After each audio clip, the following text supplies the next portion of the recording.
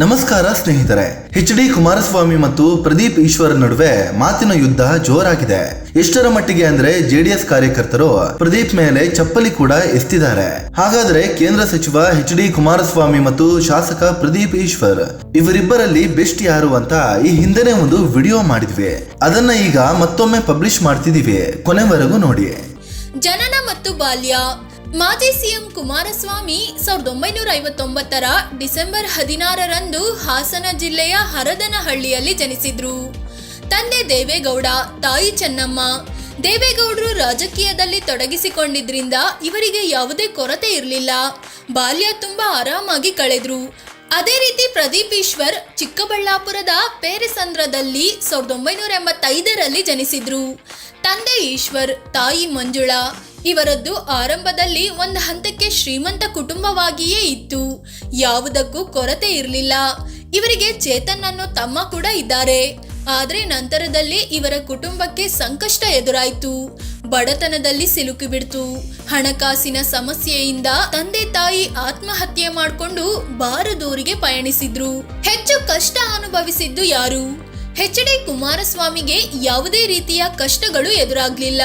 ಆದ್ರೆ ಪ್ರದೀಪ್ ಈಶ್ವರ್ ಕತೆ ಹಾಗಲ್ಲ. ಅಪ್ಪ ಅಮ್ಮ ವಿಧಿವಶರಾದ್ಮೇಲೆ ತುಂಬಾ ಸಂಕಷ್ಟದಲ್ಲಿ ಸಿಲುಕಿದ್ರು. ಎಷ್ಟರ ಮಟ್ಟಿಗೆ ಅಂದ್ರೆ ತಂದೆ ತಾಯಿ ಪಾರ್ಥಿವ ಶರೀರ ತಂದ ವಾಹನಕ್ಕೆ ಬಾಡಿಗೆ ಕೊಡಲು ಪ್ರದೀಪ್ ಬಳಿ 700 ರೂಪಾಯಿ ಕೂಡ ಇರ್ಲಿಲ್ಲ. IAS ಓದ್ಬೇಕು ಅನ್ನೋ ಕನಸಿತ್ತು. ಆದ್ರೆ ಯಾರು ಸಹಾಯಕ್ಕೆ ಮುಂದೆ ಬರ್ಲಿಲ್ಲ. ಇವರ ಸಂಬಂಧಿಕರಾದ ರತ್ನಮ್ಮ ಅನ್ನೋರು ಪ್ರದೀಪ್ ಮತ್ತವರ ಸಹೋದರನನ್ನ ಸಾಕೋ ಜವಾಬ್ದಾರಿ ವಹಿಸಿಕೊಂಡ್ರು. ಅದನ್ನ ನಿಭಾಯಿಸಿದ್ರು ಕೂಡ. ರತ್ನಮ್ಮ ಕೂಡ 2023ರಲ್ಲಿ ವಿಧಿವಶರಾಗಿದ್ದಾರೆ. ಶಿಕ್ಷಣದಲ್ಲಿ ಯಾರು ಮುಂದಿದ್ದಾರೆ? ಎಚ್.ಡಿ. ಕುಮಾರಸ್ವಾಮಿ ಬೆಂಗಳೂರಿನ ನ್ಯಾಷನಲ್ ಕಾಲೇಜಿನಿಂದ BSc ಶಿಕ್ಷಣ ಪಡೆದುಕೊಂಡಿದ್ದಾರೆ.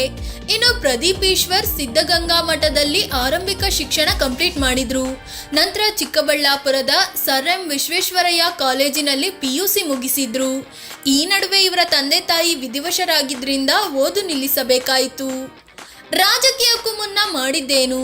ತಂದೆ ದೇವೇಗೌಡರು ರಾಜಕೀಯದಲ್ಲಿದ್ರೂ ಕುಮಾರಸ್ವಾಮಿ ಮೊದಲಿಗೆ ಅಷ್ಟಾಗಿ ರಾಜಕೀಯದಲ್ಲಿ ಗುರುತಿಸಿಕೊಳ್ಳಿಲ್ಲ.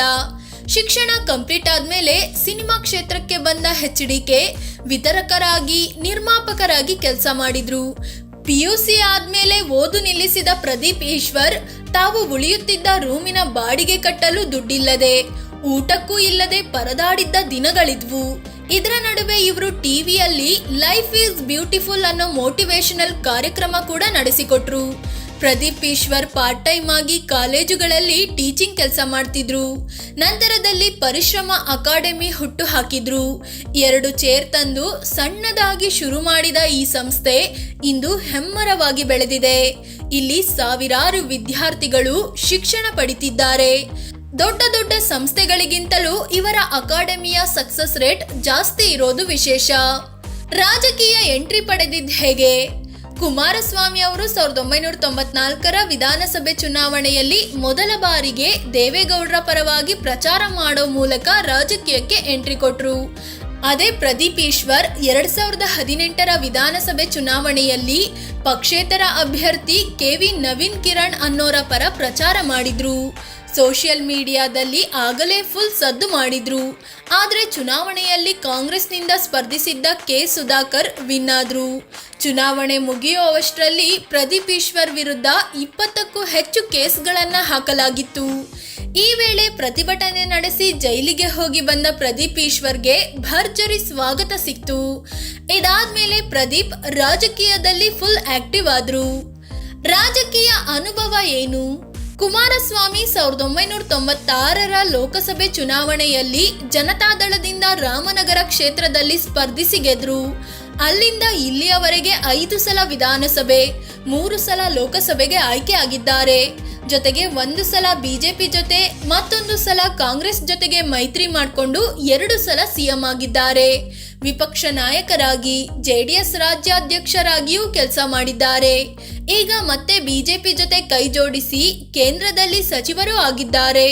ಅದೇ ರೀತಿ ಪ್ರದೀಪ್ ಈಶ್ವರ್ ವಿಚಾರಕ್ಕೆ ಬಂದ್ರೆ 2023ರಲ್ಲಿ ಮೊದಲ ಬಾರಿಗೆ ಚಿಕ್ಕಬಳ್ಳಾಪುರದಿಂದ ವಿಧಾನಸಭೆಗೆ ಆಯ್ಕೆ ಆಗಿದ್ದಾರೆ.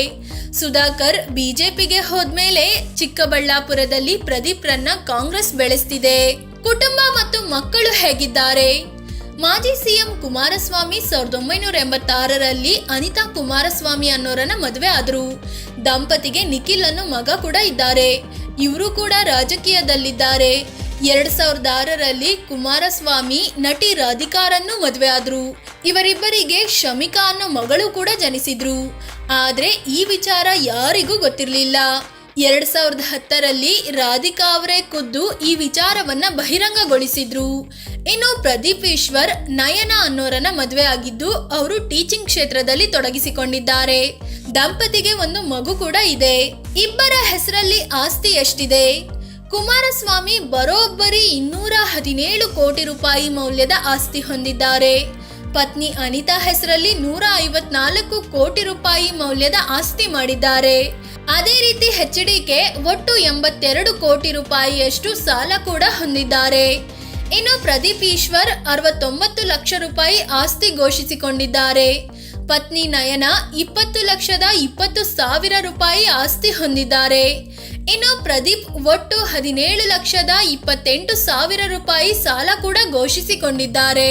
ಹೆಚ್ಚು ಚಿನ್ನ ಹೊಂದಿರೋದು ಯಾರು? ಕುಮಾರಸ್ವಾಮಿ ಬಳಿ 750 ಗ್ರಾಂ ಚಿನ್ನ, 4 ಕ್ಯಾರೆಟ್ನ ವಜ್ರ ಇದೆ. ಪತ್ನಿ ಅನಿತಾ ಬಳಿ 3 ಕೆಜಿ 852 ಗ್ರಾಂನಷ್ಟು ಚಿನ್ನಾಭರಣ, 50 ಕ್ಯಾರೆಟ್ನ ವಜ್ರ ಕೂಡ ಇದೆ. ಇನ್ನು ಪ್ರದೀಪ್ ಈಶ್ವರ್ ಬಳಿ 350 ಗ್ರಾಂನಷ್ಟು ಚಿನ್ನ ಇದ್ರೆ ಪತ್ನಿ ನಯನ ಬಳಿ 194 ಗ್ರಾಂ ಚಿನ್ನ, 3 ಸೆಟ್ ವಜ್ರದ ಆಭರಣವಿದೆ. ಇಬ್ಬರ ಸಮುದಾಯ ಯಾವುದು? HD ಕುಮಾರಸ್ವಾಮಿ ರಾಜ್ಯದ ಬಲಿಷ್ಠ ಸಮುದಾಯಗಳಲ್ಲಿ ಒಂದಾದ ಒಕ್ಕಲಿಗ ಸಮುದಾಯಕ್ಕೆ ಸೇರಿದ್ದಾರೆ. ಅದೇ ರೀತಿ ಪ್ರದೀಪ್ ಈಶ್ವರ್ ಬಲಿಜ ಸಮುದಾಯಕ್ಕೆ ಸೇರಿದವರಾಗಿದ್ದಾರೆ. ಫ್ರೆಂಡ್ಸ್, ಇದು ಕೇಂದ್ರ ಸಚಿವ ಕುಮಾರಸ್ವಾಮಿ ಮತ್ತು ಶಾಸಕ ಪ್ರದೀಪ್ ಈಶ್ವರ್ ಇವರಿಬ್ಬರಲ್ಲಿ ಯಾರು ಬೆಸ್ಟ್, ಯಾರು ಯಾವುದರಲ್ಲಿ ಮುಂದಿದ್ದಾರೆ ಅನ್ನೋದನ್ನ ತಿಳಿಸಿಕೊಡುವ ಪ್ರಯತ್ನ. ಈ ಬಗ್ಗೆ ನಿಮಗೇನ್ ಅನ್ಸುತ್ತೆ? ಕಾಮೆಂಟ್ ಮಾಡಿ ಹೇಳಿ. ಅದೇ ರೀತಿ ನೀವಿನ್ನೂ ನಮ್ಮ ಚಾನಲ್ಗೆ ಸಬ್ಸ್ಕ್ರೈಬ್ ಆಗಿಲ್ಲ ಅಂದ್ರೆ ಈ ಕೂಡಲೇ ಆಗಿ ಪಕ್ಕದ ಗಂಟೆ ಗುರುತಿನ ಮೇಲೆ ಕ್ಲಿಕ್ ಮಾಡಿ. ಧನ್ಯವಾದ.